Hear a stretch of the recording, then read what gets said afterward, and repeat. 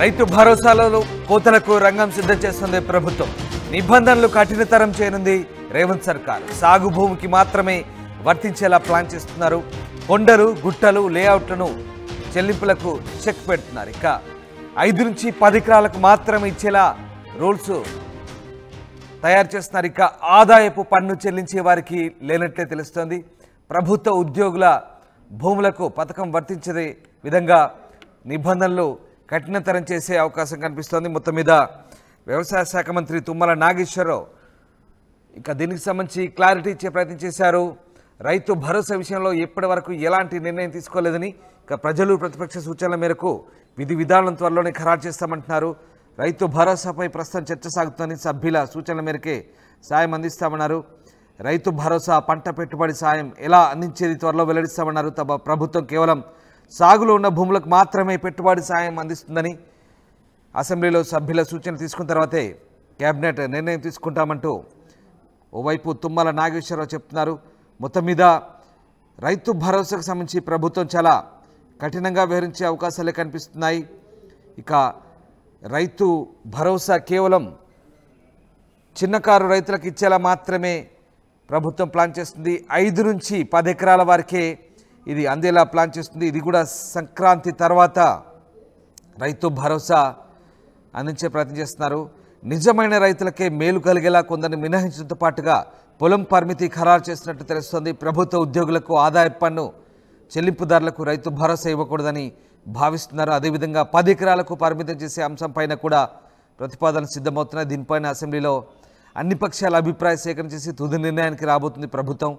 ఉద్యోగుల పేర్లపైన ఉన్న భూమికి పెట్టుబడి సాయం ఇవ్వకూడదని కూడా నిర్ణయించినట్టుగా తెలుస్తుంది. మొత్తం మీద ప్రభుత్వం అసెంబ్లీలో చేసే ప్రతిపాదనలు ఏంటనేది మాత్రం కీలకంగా మారబోతున్నాయి. సభలో ప్రభుత్వం చేసే ప్రతిపాదనలపై అన్ని పక్షాల నుంచి అభిప్రాయాలు సేకరించబోతున్నారు. అదేవిధంగా బీఆర్ఎస్ హయాంలో అమలు చేసిన పథకంలో లోటుపాట్లు ప్రస్తావన తెచ్చే అవకాశం ఉంది.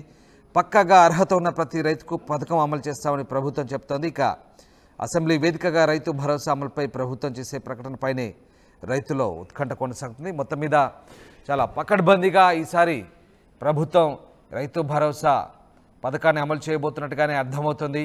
రైతు భరోసాలో ముఖ్యంగా ఇన్కమ్ ట్యాక్స్ పేయర్స్కి అలాగే ప్రభుత్వ ఉద్యోగులకు ఈసారి కోత పెట్టబోతున్నారు. అడ్డగోలుగా గత ప్రభుత్వ హయాంలో అడ్డగోలుగా పడావు భూములకు కూడా ఇచ్చినటువంటి రైతు భరోసాని ఈసారి కట్ చేయబోతున్నారు. కొండలు గుట్టలు లేఅవుట్లకు చెల్లింపులకు చెక్ పెట్టబోతున్నారు. ఇక 5 నుంచి 10 ఎకరాలకు మాత్రమే రైతు భరోసా అందేలా నిబంధనలు రూపొందించబోతున్నారు. ప్రభుత్వ ఉద్యోగులకు ఇన్కమ్ ట్యాక్స్ పేయర్స్కి ఈసారి రైతు భరోసా లేనట్టే. మా కరెస్పాండెంట్ మధు జైన్ అవుతారు. మధు, రైతు భరోసా విషయంలో నిబంధనలు కఠినతరం చేసినట్టుగా తెలుస్తోంది. ప్రభుత్వం ఇంకా పూర్తి స్థాయిలో దీనికి సంబంధించి అసెంబ్లీలో చర్చించాక ఎలాంటి ప్రణాళికలతో ముందుకెళ్ళబోతుంది? ఎగ్జాక్ట్లీ, అంటే ఆల్రెడీ ఉపసంఘం దీనిపైన పనిచేస్తా ఉంది. కేబినెట్ సంబంధించిన సబ్ కమిటీ వాళ్ళు కొన్ని సూత్రప్రాయ నిర్ణయాలు తీసుకోవడం జరిగింది. అసలు గత ప్రభుత్వంలో రైతు బంధు ఇచ్చినటువంటి నిబంధనలు ఏంటి, ఎంత మేర ఇచ్చారు, ఎవరెవరికి ఇచ్చారు అనేటువంటి డీటెయిల్స్ ముఖ్యమంత్రి టేబుల్ పైన వాళ్ళు ఫైల్ పెట్టడం జరిగింది. దాన్ని ఆయన నిన్న సభలో ప్రస్తావించారు. ముఖ్యమంత్రి రేవంత్ రెడ్డి కొన్ని అంశాలను నేరుగా ప్రస్తావించారు. అంటే గత ప్రభుత్వంలో గుట్టలకు, చెరువులకు, తర్వాత లేఅవుట్లు అయిపోయి ఆల్రెడీ ఇల్లు అయిపోయినటువంటి వారికి రాజీవ్ రహదారి భూసేకరణ సందర్భంగా రాజీవ్ రహదారి ఇచ్చినటువంటి భూమికి కూడా రైతు బంధు ఇచ్చారు అనేటువంటి స్టేట్మెంట్ చేశారు. ఈ రకంగా ఆయన సాగుకు అనుకూలంగా లేని భూములకు ఇచ్చారు రైతు బంధుని, ఇప్పుడు కూడా అలాగనే ఇద్దామా రైతు భరోసాని, అలా వద్దు కదా అనేటువంటి స్టేట్మెంట్ చేస్తూ దాదాపు గత ప్రభుత్వంలో ఇచ్చినటువంటి రైతు బంధు పెట్టుబడి సహాయం కింద 22,000 కోట్ల రూపాయలను ఈ రకంగా పనికిరాని భూములకు ఇచ్చారనేటువంటి స్టేట్మెంట్ సభలో చేశారు.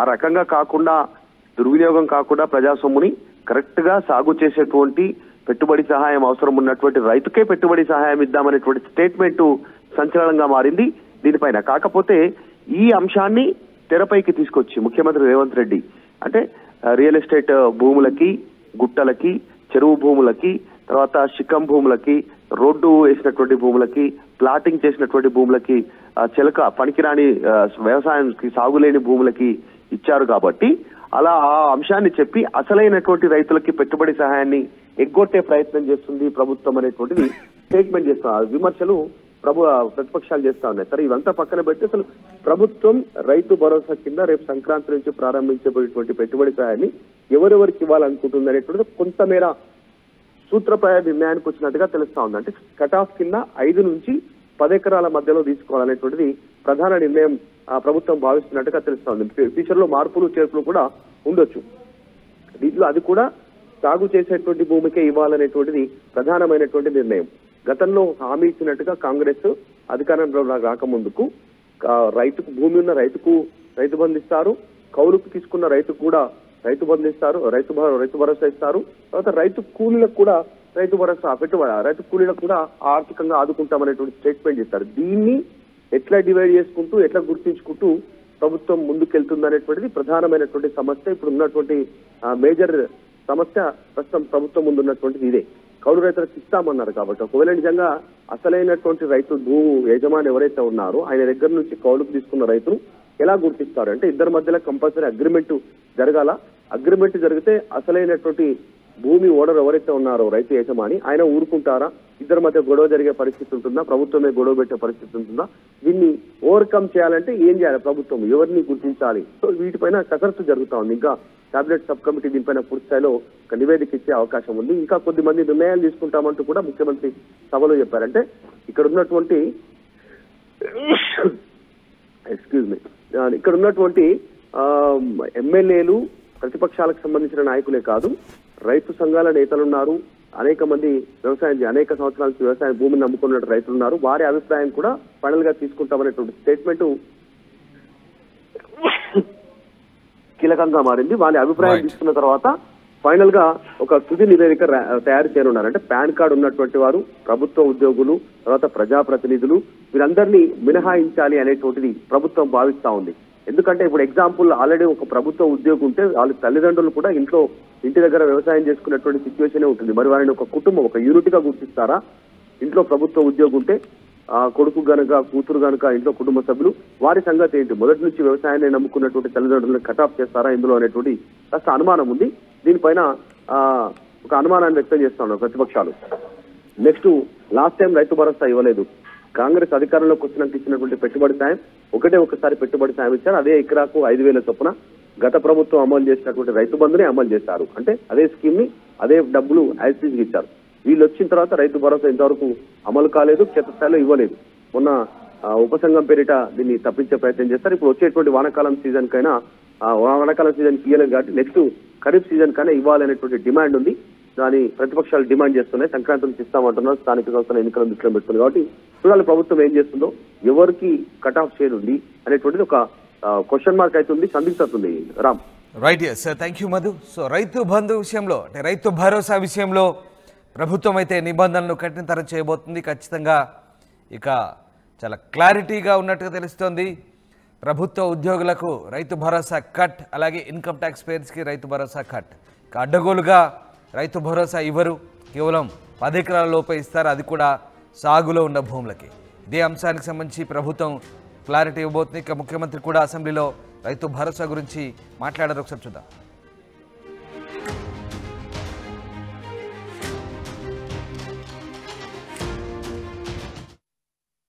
పెట్టుబడి సహాయ పథకము, వ్యవసాయ రైతుకు పెట్టుబడి సహాయ పథకము. పెట్టుబడి సహాయం ఎవరికి అధ్యక్ష?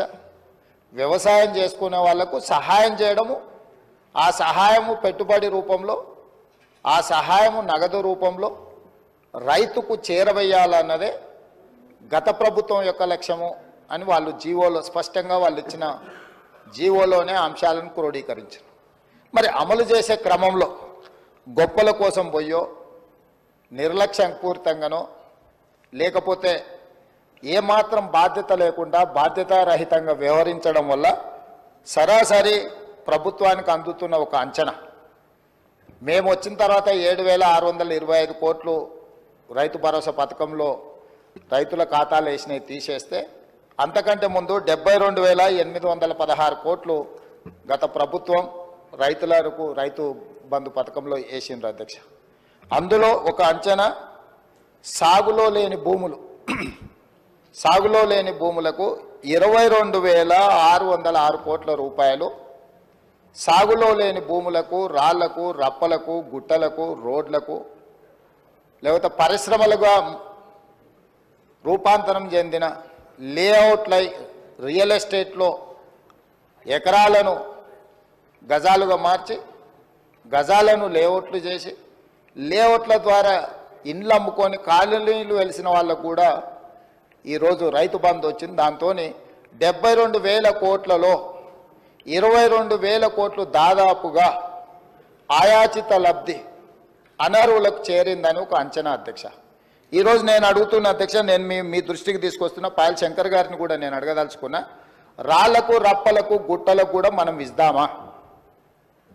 అదేవిధంగా రాజీవ్ రహదారిలో పోయిన పత్రికల్లో వచ్చిన వార్తల అధ్యక్ష, నేనేం కొత్తగా చెప్పట్లేదు, గజ్వేల్ ప్రాంతంలో కల్వకుంట్ల చంద్రశేఖరరావు గారు ప్రతిపక్ష నాయకుడు ప్రాతినిధ్యం వహిస్తున్న గజ్వేల్ నియోజకవర్గ పరిధిలో రాజీవ్ రహదారిలో భూమి పోయి రాజీవ్ రహదారి వేసిన రోడ్డు కూడా రైతు బంధు పథకం ద్వారా నిధులు ఇచ్చింది అధ్యక్ష. అదేవిధంగా నా ప్రాంతానికి సంబంధించి శ్రీశైలం, మా సొంత ఊరికి వెళ్ళాలంటే ఈ దారిలోనే వెళ్ళాలి అధ్యక్ష. ఆమన్గల్లు ప్రాంతంలో శ్రీశైలం రోడ్లో పోయిన భూమికి కొత్త పాస్ పుస్తకాలు అధికారులు, అక్కడ కొంతమంది రాజకీయ దళారులు కుమ్ముకై శ్రీశైలం పోయిన రోడ్లకు ఈరోజు రైతు బంధు పథకాన్ని ఆ గత ప్రభుత్వం ఇచ్చింది అధ్యక్ష. ఇదే కాకుండా అధ్యక్ష, క్రషర్ యూనిట్లు, క్రషర్లు నడుస్తున్నాయి అధ్యక్ష. ఆల్రెడీ క్రషర్లు నడిచే వాటికి ఈరోజు రైతు బంధు వాళ్ళు గతంలో ఇచ్చింది అధ్యక్ష. అదేవిధంగా మైనింగ్ భూములు అధ్యక్ష, మైనింగ్ లీజులు ఇచ్చి మైనింగులు జరుగుతున్న భూములకు ఈరోజు రైతు బంధు ఇచ్చింది అధ్యక్ష. అదేవిధంగా టీఆర్ఎస్కు సంబంధించిన నాయకులు, అధికారులు పోడు భూములు రైతులకు, పేదలకు, గిరిజనులకు, ఆదివాసీలకు ఇస్తే వాళ్ళ పేరు మీద కూడా నకిలీ పట్టాలు తయారు చేసి నకిలీ పట్టాల ద్వారా కూడా రైతు బంధు పథకాన్ని ఆయాచిత లబ్ధి పొందిండ్రు అధ్యక్ష. ఈరోజు ఇట్లా చెప్పుకుంటూ పోతే అది క్రషర్లు కావచ్చు, శ్రీశైలం నేషనల్ హైవే కావచ్చు, లేకపోతే రాజీవ్ రహదారి కావచ్చు, లేకపోతే క్రషర్ యూనిట్లు క్రషర్లు పెట్టినవి కావచ్చు, లేకపోతే మైనింగ్లు ఇచ్చినవి కావచ్చు, లేకపోతే హైదరాబాదు చుట్టుముట్టూత, ముఖ్యంగా హైదరాబాదు నగరం చుట్టుముట్టూత ఒకప్పుడు మనందరం చూసినాం, కూరగాయలు పండించేవాళ్ళు, ఆకుకూరలు పండించేవాళ్ళు, వివిధ రకాల ద్రాక్ష తోటలు, చాలా వ్యవసాయం జరిగేది. కానీ ఇవాళ హైదరాబాదు నగరం చుట్టుముట్టూత ఒక 50 కిలోమీటర్ల పరిధిలో 70-80% వ్యవసాయం ఎవరు చేయడం లేదు. రియల్ ఎస్టేట్లుగా మారి, లేఅవుట్లుగా మారి, ప్లాట్లుగా విక్రయించి ఈరోజు మొత్తం వ్యవసాయేతర పనులకు, పరిశ్రమలకు, లేకపోతే ఐటీ కంపెనీలకు, లేకపోతే రియల్ ఎస్టేట్ లేఅవుట్ల కిందనూ మారిపోయినాయి అధ్యక్ష.